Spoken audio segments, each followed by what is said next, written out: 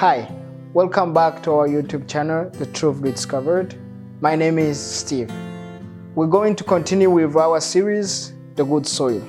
Today's topic is, the good can look different.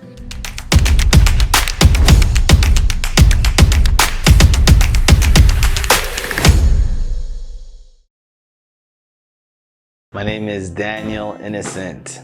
I used to have a really bad temper, you know. I used to get into a lot of fights.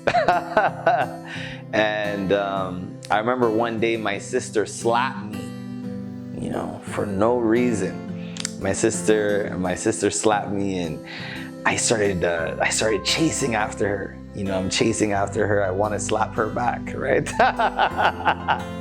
And I remember she ran and she hid behind my mom.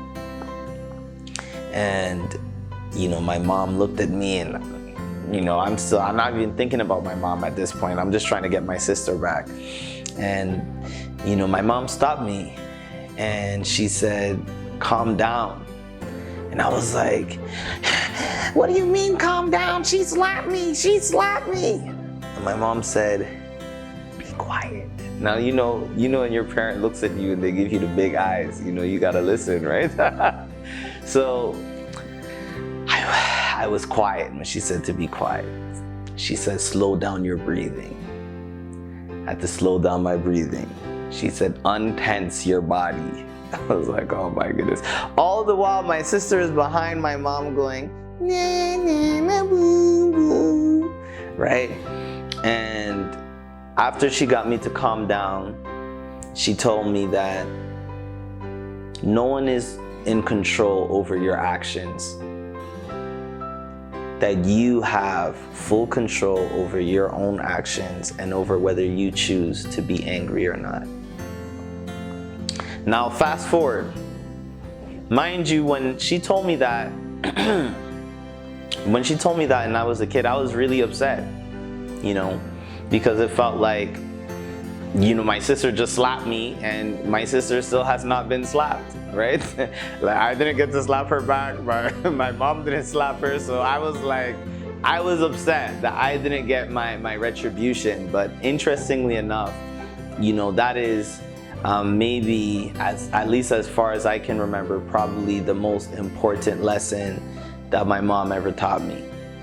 Fast forward, one day I had to do a series for a camp, and I think it's Saskatchewan, and I was taking a train out there.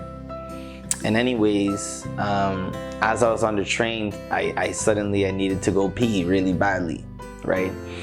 But I saw this drunk guy had just come onto, he was like walking through the train, I guess, and he had just walked into my car specifically, right?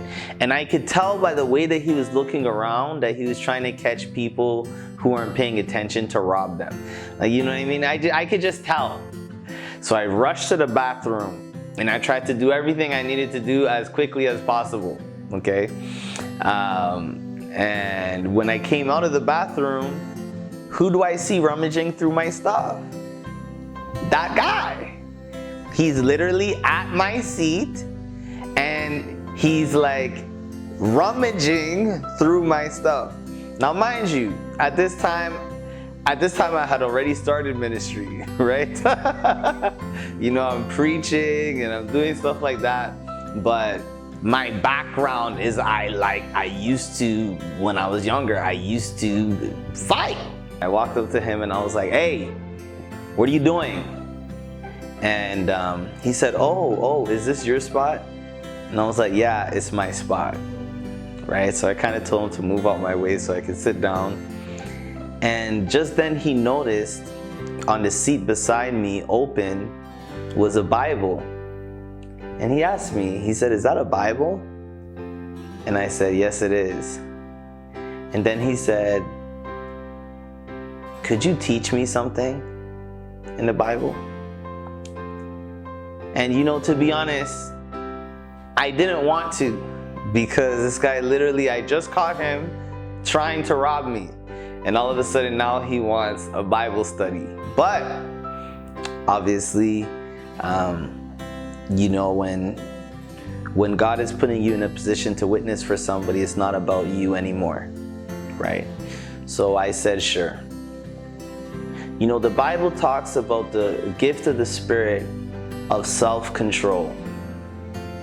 And if we would learn to have self-control, we have no idea what kind of impact that would have on our ministry.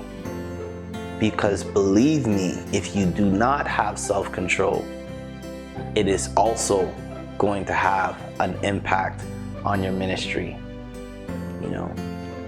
And so I'm not perfect, right? There's times where I still get upset if I'm driving on the road and somebody cuts me off and I almost ended up in a ditch, where I'll still get upset.